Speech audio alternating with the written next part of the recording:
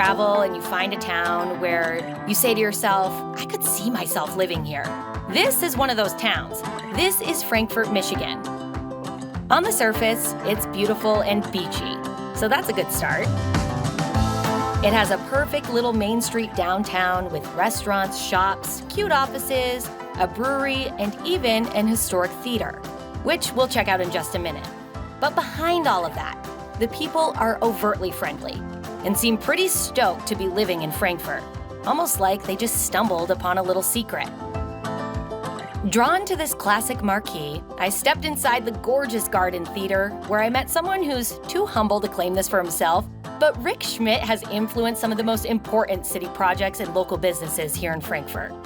We're blessed with natural beauty, and we're blessed with a community that makes a difference. And it's a little step back in time that we are so fortunate to live and work where we are. It's unparalleled, in my opinion. Rick is known to many in the region as the co-founder of Storm Cloud Brewing. And while Storm Cloud is truly a local institution, Rick has helped produce much more than craft beer ever since he moved here years ago. I moved to Frankfort 28 years ago.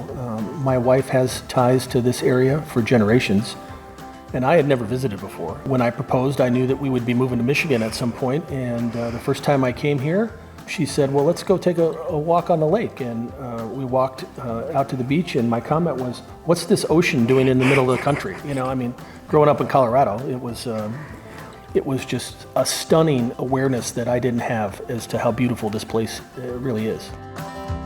Frankfort has this unique four-season, and each season has its own personality. And so whether that's lots of beach activity and lake activity in the summertime when everybody's here in their cottages, or in the wintertime when you get your town back and you can enjoy the beauty that winter brings, and everything in between. Since his move up north, Rick has fully assimilated into Benzie County. He's worked a couple different jobs over the years, including at one familiar place. I was Vice President of Sales and Marketing at Crystal Mountain for 15 years, and the family that owns Crystal Mountain gave me an opportunity that you wouldn't be able to repeat otherwise. To be involved in the growth that has transpired there and continues to happen is magical. So my business acumen came from Jim and Chris McInnes and how they approached the business, and just making sure that you were taking care of your people. Because if your staff and your team is taken care of, they're going to take care of your guests too, and just be thoughtful in the way that you grow the business is so admirable, I think. I couldn't have planned a better tie-in if I tried. But it all makes sense, doesn't it? Success done the right way in your region. Why wouldn't you model that? And that's very northern Michigan, to learn from a business that's doing it right, taking that spirit, keeping it local, and carrying it on. And so in 2013 is when you made a big jump to start your own business. Did that feel like a pretty risky at the time? Dumb luck, maybe. I don't know. It was purely an entrepreneurial opportunity. My business partner, Brian, had a business plan, asked me to review it, and some of the predictions that we had in those early days have come true, and some have failed miserably, right? Like any new business. I think the biggest thing that has happened with Storm Cloud that we're most proud of is this sense of place that people want to call it their own, place where they want to be, and where they feel like it's their treehouse. It's the place where you go to gather. If you know one thing about Michigan, it's that the craft beer scene here is a big deal. But it wasn't always like that. You know, when we applied for our license in 13, we were number 80 of people that were making beer in the state of Michigan. And now there's over 400. But if you go back to the genesis of a gathering place in a small town over centuries, and that's where you went if you wanted to understand what was going on in the community. Mm-hmm. And so we continue that mission, if you will, and invite people in to have those conversations and discuss what's important in our community. Last summer, we peaked at 70 employees. Wow. So we're putting people to work.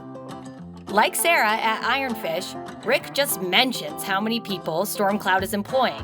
And it's really quite impressive, the creation of so many jobs in a small community like Frankfort. But when you think about Rick's mentorship at Crystal and his love and commitment to the Frankfort community, the creation of a local business that stays local, employs local, and contributes to the local economy, Just makes a whole lot of sense. But wait, why aren't we at Storm Cloud? Why did Rick ask me to meet him at this theater? Let's talk a little bit about the Garden Theater where we're sitting right now. In 2008, the previous owner of this building was prepared to turn it into condominiums. And over a long dinner with some friends, and there may have been beer and wine involved. As all good dinners Well, do. you know, we don't want more condos. We want the theater to stay there. Someone should do something about that, and that someone turned into us. The strategy was, well, let's form a nonprofit, and we'll raise the money to save the theater for the next 100 years. Because in 2009, we saved it once, and now let's save it essentially in perpetuity. And we've done that. So the Friends of the Garden Theater has raised over $3 million Wow. in the last 3 years. And now we have this glorious 100-year-old theater that is still a movie theater, but it's a performing arts center that has all the equipment to do that. And it's now available for community use.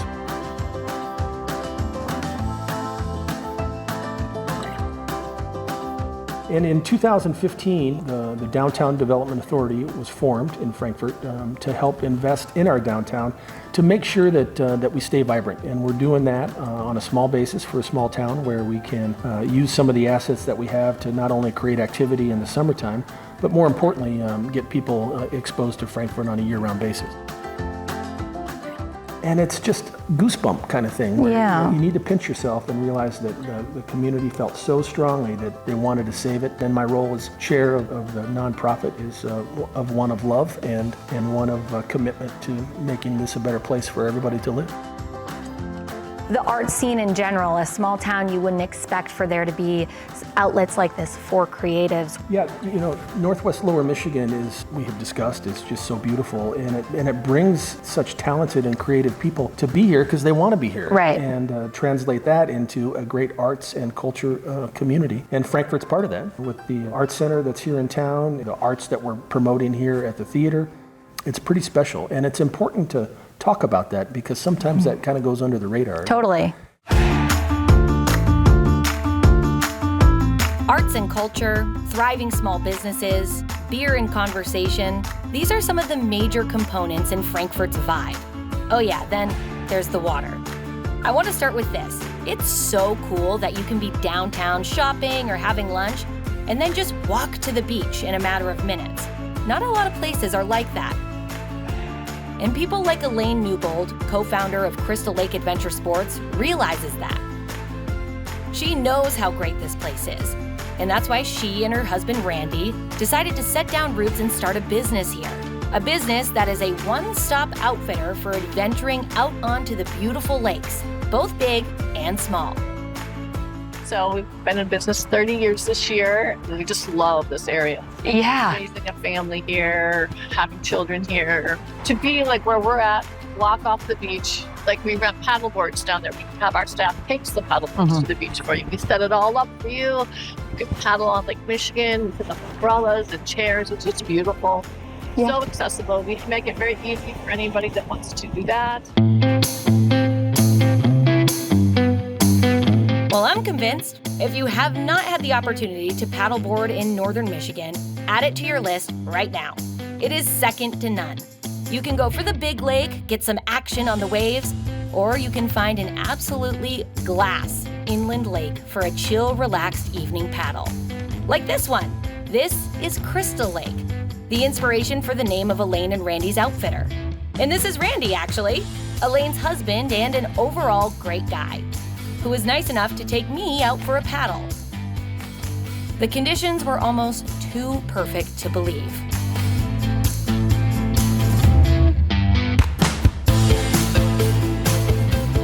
Like many of the lakes in the area, Crystal Lake is crazy clear, and that's how it got its name. Wait a minute. Crystal Mountain to Crystal Lake?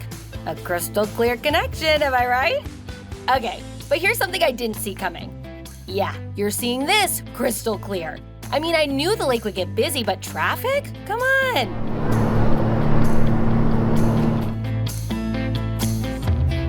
Okay, guys, I get it. Yeah, it's really cool, kind of amazing, but come on, back to the star of the show. Okay, as I was saying, it really comes down to this. When you combine natural beauty with these incredible people that truly devote their life to stewarding the land, building a genuine legacy, and boosting their neighbor, you just can't go wrong. So thank you, Benzie County. It has been an absolute treat. With that, we'll see you next time on the Third Coast. Bye!